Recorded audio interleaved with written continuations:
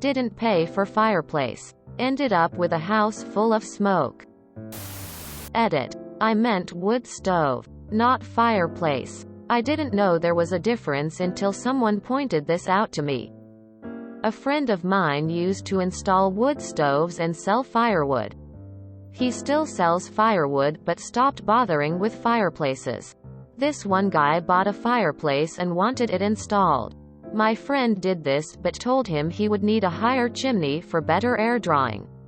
The guy refused it. I'm assuming maybe he didn't want a higher chimney for the look. And my friend kept insisting. The owner said no, and when the fireplace was done, he complained it was hard to get a fire going, due to the chimney being too short, leading to poor drawing of air. My friend came with a chimney extension and it worked fine. But he decided he didn't want to pay still, even though the job was done. And done well. So a few weeks later my friend was passing through the area and saw nobody was home. But there was a fire going to keep the house warm. Owner must have been at work. So my friend climbed up onto the roof and got his chimney extension back. It was a plus, but not enough to cover everything that was installed and the time put in. Where things get funny is that once he took the extension off the chimney, due to poor drawing of air, the house started to fill up with smoke as the fire burned. The owner must have come home to a thick smoke-filled home. Try getting that smell out of stuff. Lol. Probably a layer of soot on everything. To my recollection, the owner did not have any pets, so no lives were harmed. But when everything you own is black and reeks like smoke and your home is freezing in the middle of winter, I bet you would have rather have paid someone for their products and services. I hate people like that. When they know from the point they hire you, no matter how good of a job you do, they will try to find some reason not to pay you. Revenge is best served smoked. This is why liens exist. If there's a lesson to be learned here, when you're doing work for someone, have a contract in place so that, if you get stiffed, you don't have to climb roofs, pull your equipment and risk getting people killed with CO poisoning or whatever. I am not on board with this. While I agree on the friend getting his extension back, he could not know if there were humans, pets in the house that might get injured or die due to smoke inhalation. What if the owner had gotten a dog or cat after the incident? He had no way of knowing. So that no lives were harmed is more luck than wisdom.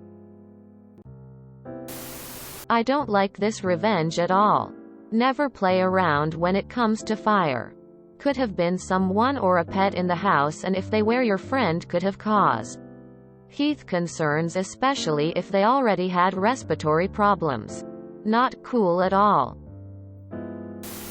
Who leaves a fire burning in a fireplace when no one is home? Question mark. How did he know there was nobody home? Could have had someone staying there that didn't have a car. Could have gotten pets. Your friend is an asshole. Nice trespassing, felony, theft for op friends, not adding endangering lives. Exclamation mark. Not saying that your friend was in the wrong, but I could see him getting in trouble with theft of property and potentially attempted arson, damage of property due to that stunt.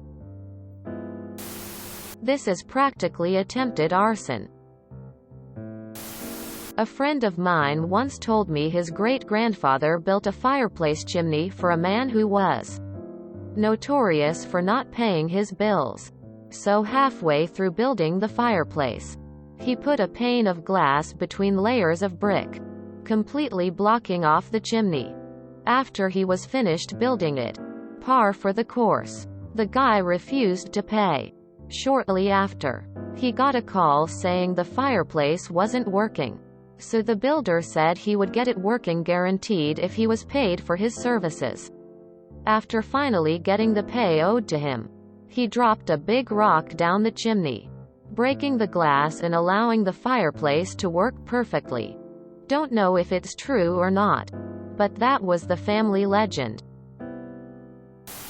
So, your friend intentionally ruined possibly everything in this guy's house to recover the cost of the chimney extension and his labor, instead of filing for a service lien? Sounds like a ruthless, possibly unethical, way to do business. Wow, that could have killed someone. There are definitely two assholes in this story. That's pretty fucked. He couldn't be sure that there was no one inside. Yeah, this seems a little overboard. Your friend could have burned his house down. Wouldn't the chimney be too hot to handle to remove? Even if no lives were harmed, I would still call the cops on this asshole and sue him for damages. This is not the way to resolve your differences. There are legal processes for this. I don't know about this one. This could have been very dangerous. I get that the guy who didn't want to pay is a prick. But there would have been safer ways to go about the revenge and still get the extension back. This sucks and is our petty revenge. Maybe don't cost thousands of dollars in property damage for kicks. This was dangerous as hell and the guy had no way of knowing if there were pets inside. As someone who has lost a home and pets to a fire and has PTSD from it, I would have sued the crap out of the guy for both emotional and property damage. You can't be fucking around with an item that is actively on fire in someone's home and put the person's property at risk because they owe you for a job. You go the legal route and take them to small claims court. Your friend is a giant awe for doing this and I hope he does get sued. If you enjoyed this video, please check out our playlists full of similar content. Epic Haircast is like doom scrolling for your ears. Please like, share, and subscribe.